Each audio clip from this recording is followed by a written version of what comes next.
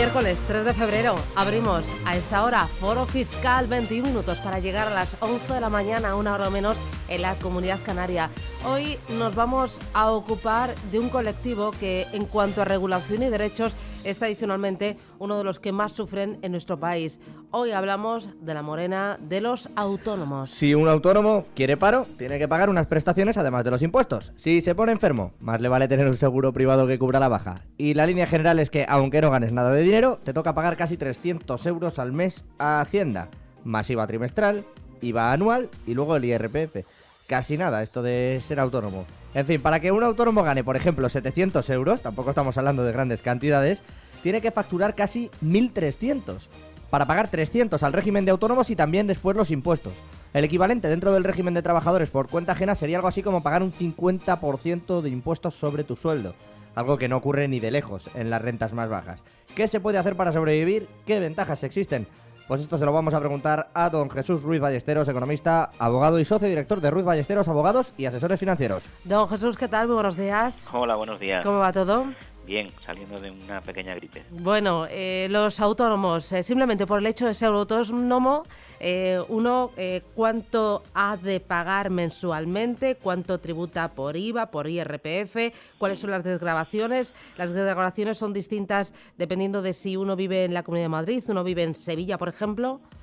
Bueno, en principio, en cuanto a el hecho de ser autónomo, automáticamente te obliga a darte de alta en Seguridad Social en ese régimen especial de trabajador autónomo, el RETA, y automáticamente empiezas a cotizar con, ahora hay una pequeña reducción durante los primeros 6 meses que pagas 50 euros, 12 meses después estás pagando algo más y puedes llegar, incluso si tienes alguna minusvalía, a otros 12 meses más pagando un poquito menos, pero por norma general pagan alrededor de 270, 290 euros, dependiendo ya de las coberturas que quieras. Si quieres tener algunas pagas por enfermedad, pues tienes que pagar un poquito más.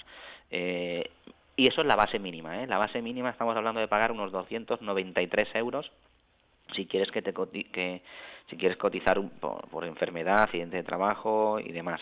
Pero aún así, hay que decir que si estás malo, estás enfermo y estás en la cama y demás, y no puedes ir a trabajar, pues apenas te repercute en ingresos, porque no te cubren. Es una forma bonita de decir que no vas a ganar dinero. Básicamente, no, desde luego que no. Eso seguro que no vas a ganar dinero. Básicamente, si no trabajas, no cobras, es lo que se suele decir. Don Jesús, se han lanzado todo tipo de medidas, de formas y modos para tratar de que al autónomo se le haga más ameno, más llevadero esto de hacerse autónomo. ¿Qué ventajas hay? Y sobre todo, amén de esos 50 euros de tarifa plana que hay en los primeros meses para los menores de 35 años, ¿qué pueden hacer aquellos que o ya han sido autónomos o son mayores de esta edad? ¿Tienen algún tipo de ventaja, de beneficio fiscal? No, la verdad que no. Bueno, en cuanto a lo que es el coste de seguridad social, no tienen ninguna ventaja. Pagan esos 300 euros o casi 300 euros, sin más. Y lo único es que luego, dependiendo del régimen en el que te inscribas, pero ya de cara a Hacienda, ¿vale? El régimen simplificado, que se le llama, el directo simplificado, incluye que un 5% de gastos de difícil justificación, que se llaman, como que aunque no los hayas tenido, te los puedes dar, es decir, dependiendo de tus ingresos. Si has ingresado 3.000, el 5% son 150, pues te consideran 150, que has tenido 150 euros de gastos, aunque no los puedas justificar, ¿no? Una cosa bárbara, vaya. Sí, vamos, es realmente... Bueno, 91 533 18 51, ese es el teléfono al que pueden llamar para realizar sus consultas, si es que las tienen, acerca de cualquier tipo de problema con la fiscalidad. Hablamos de autónomos, pero podemos hablar del IRPF, de acciones, en fin, cualquier duda que tengan. 91 533 18 51, o nos escriben a consultoriocapital@intereconomia.com. Si le parece, don Jesús, vamos con las consultas. Muy bien. Dice Lorenzo García, nos escribe, dice: para empezar, buenos días y muchas gracias. Estoy percibiendo trimestralmente un beneficio por haber realizado una aportación a una sociedad española.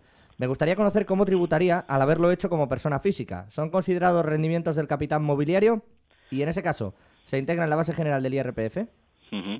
Sí, vamos a ver. En principio, si estás recibiendo un beneficio, digamos, regularmente, y no es por la venta de esa aportación, pues efectivamente está recibiendo un rendimiento del capital mobiliario. O bien son dividendos o fin, según si sean bonos, acciones, según donde lo haya metido, supongo que será que sea socio de algún tipo de empresa, y pues sí, va a la base general. Ahí ya no hay distinción en este caso. Y pregunta también, ¿tributaría junto, por ejemplo, al sueldo?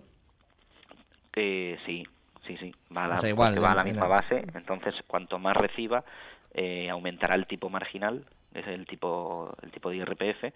Cuanto más gane, más pagará. Nos complica, Lorenzo, un poco más la pregunta. Dice, ¿me podrían poner un ejemplo? En caso de percibir, por ejemplo, 30.000 euros de sueldo más un beneficio por dinero aportado anual de 110.000, ¿qué se haría? Pues estaríamos hablando de ganar entonces unos 140.000 euros. Tal cual. Pues estará probablemente, dependiendo de la comunidad autónoma en la que tenga su residencia habitual, estará mínimo en un 45-46% de impuestos al año. Juan de Madrid, ¿qué tal? Buenos días. Hola, buenos días. Dígame. Sí, quería preguntar a don Jesús, tengo un compromiso con un hijo y quería hacer un préstamo de 30.000 euros.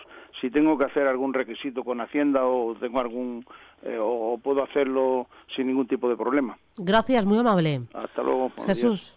Bueno, digamos que hay dos formas. Una sería hacer un contrato de préstamo en la que le da los 30.000 euros y se acuerda devolverlo en X años y con X porcentaje de interés, ¿no? Este contrato, lo ideal sería registrarlo en la comunidad autónoma, en la oficina liquidadora de la comunidad autónoma en la que se encuentren.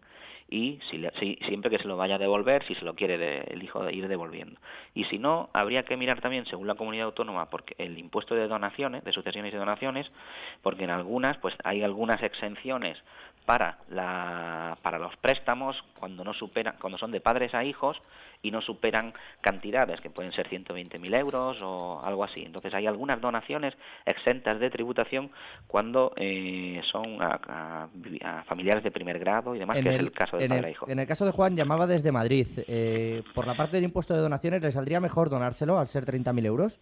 Hombre, de memoria todas las comunidades no las conocemos, los porcentajes, pero seguro que sí, casi seguro que sí. El Madrid tiene un régimen bastante bueno en cuanto a sucesiones y donaciones, muy distinto, por ejemplo, al de Andalucía, y cuando son de padres a hijos, ¿vale? Entonces, seguramente sea lo ideal hacerle una donación. En ese caso sí tendrá que declararla, ¿vale? En la comunidad autónoma.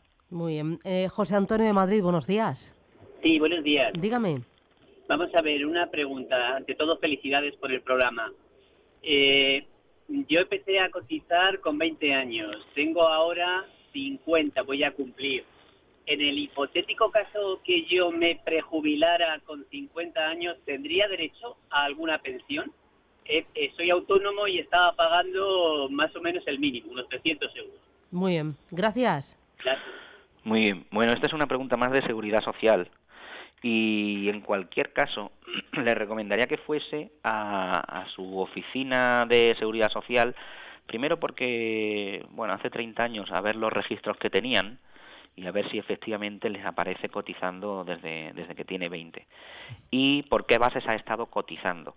Ten en cuenta que ahora están reduciendo las bases de los años aumentando los años que hay que cotizar, y los están cambiando, incluso de hecho ahora no nos jubilamos a los 65, nos jubilamos a los 65 y 6 meses, y el año que viene a los 65 y 8 meses, al año siguiente a los 65 y 10 meses, con lo cual yo le recomendaría que directamente preguntase cuánto le podría quedar y si se puede, en fin, empezar a cobrar alguna pensión con 50 años o tiene que llegar al mínimo, pero es más de seguridad social que de Hacienda. 915331851 o consultoriocapital@intereconomia.com. Precisamente allí miramos, preguntan por un IVA de una basura que han pagado en la vivienda alquilada. Dice, ¿puedo deducirme el IVA de la basura de la urbanización de una intercomunidad en la que posee una vivienda? La vivienda está alquilada, pero ese tributo, que se inició con posterioridad al contrato de alquiler, lo he estado pagando yo en 2015. ¿Me lo puedo deducir aunque sea una vivienda el inmueble en cuestión?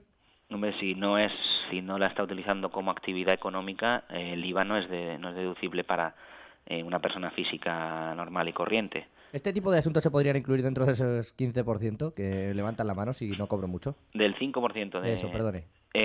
No, porque no es autónomo, entiendo. O sea, el autónomo sí, pero este señor entiendo que simplemente es el propietario o el inquilino de uno de los inmuebles. El propietario en este caso, sí. El propietario, no, él no tiene ninguna actividad, no está realizando una actividad económica de alquiler de inmuebles. Además, ahí la ley es muy clara. Para realizar una actividad, para que se le considere actividad económica el alquiler de inmuebles, debería tener una persona contratada a jornada completa. O sea que seguramente no, simplemente sea el propietario, está obteniendo rendimientos. No se pueden deducir en ningún caso, lo digo porque hay otra pregunta al cuestión. Dice, tengo varios inmuebles para alquilar, algunos están alquilados y otros pendientes, viviendas y locales. Y dice, el IVA de los suministros de esos inmuebles que han estado vacíos durante 2015, ¿los puede deducir en la declaración de IVA? Claro, yo había entendido que era que era el inquilino cuando estaba preguntando. Vamos a ver, los propietarios pueden deducir todos aquellos gastos inherentes o necesarios para obtener ingresos. Si es él el que está pagando, primero que no debería llevar un IVA a la tasa de basura, que es lo que habló en la anterior. No, pero son preguntas diferentes, el anterior y este. Vale. Pueden deducir los gastos, por supuesto, teniendo factura necesaria. Es decir, oye, si yo he tenido que pintar una de las habitaciones o tenerle que poner un microondas nuevo, pues con las facturas de ese microondas y de esa pintura me deduciré y será menor ingreso, menor rendimiento del capital inmobiliario. Es decir, si estoy cobrando 600 euros al mes y eso me ha costado 100, pues habré obtenido 500 este mes y tributaré por 500. Y ahí, esos 100 de gasto sí incluyen el IVA, ¿vale? Tenga en cuenta que cuando se alquila un inmueble, se alquila normalmente para uso de vivienda, no lleva IVA, pero él sí podrá compensar el gasto total. El total, no solo el IVA, sino el total. Sí, con el IVA incluido. Juan José de Madrid, buenos días. Hola, buenos días. Dígame. Vamos a ver, yo es que tengo un local que llevo 3 años intentando alquilarlo, el tema que ahora me he puesto a reformarlo y quisiera saber si dentro de un mes termino la reforma y lo alquilo, si estos gastos que me está suponiendo reformarlo los puedo declarar a la hora de compensar con lo que adquiera por el alquiler, vamos. Muy bien, gracias. Bueno, la respuesta es primero es que sí. Vale, hombre, si pasasen 3 o 4 años quizás tenga que demostrarlo. Entonces yo les recomiendo que tire fotos de ahora mismo, de cuando está realizando la reforma, ¿vale? Si luego pone un cartel en el local que ponga se alquila, que le tire una foto al cartel también. De tal forma que si en algún momento tuviese que demostrar que ha realizado las reformas para poder alquilarlo, podrá demostrarlo con las fotos. Pero claro, evidentemente las fotos las tiene que hacer ahora, después ya estará reformado. Y sí serán deducibles, es decir, ha tenido que realizar estas reformas para poder alquilarlo. Sin lugar a dudas son deducibles. Muy bien, gracias. Vamos con el siguiente de los oyentes, consultoriocapital@intereconomia.com, 915331851, correo. Pregunta también otra por IVA, don Jesús. Sí. Dice, buenos días, tengo una empresa constructora que ha empezado a trabajar en Francia recientemente reformando viviendas. De momento he hecho 2 facturas, una a una persona particular y otra a una empresa, que es una coordinadora de gremios. En la primera he cobrado el IVA en Francia, el francés, y la factura está emitida con el número del FR de allí. Y según entiendo, eso habrá que declararlo allí, en la hacienda francesa, ¿es correcto? Vamos a ver, es que la primera sí es con una empresa. La primera es el particular. El particular.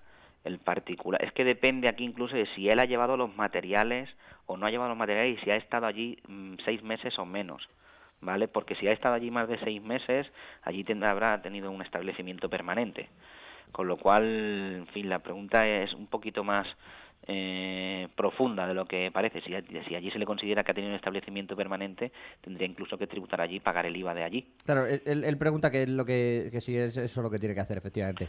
Luego, es que seguramente sea ese el caso. Bueno, nos faltan detalles, de todas formas, si quieren escribir a Jesús Ballesteros, pues pueden hacerlo también. Él pregunta por la segunda factura también, que le ha hecho a una empresa, que es la coordinadora de gremios en cuestión.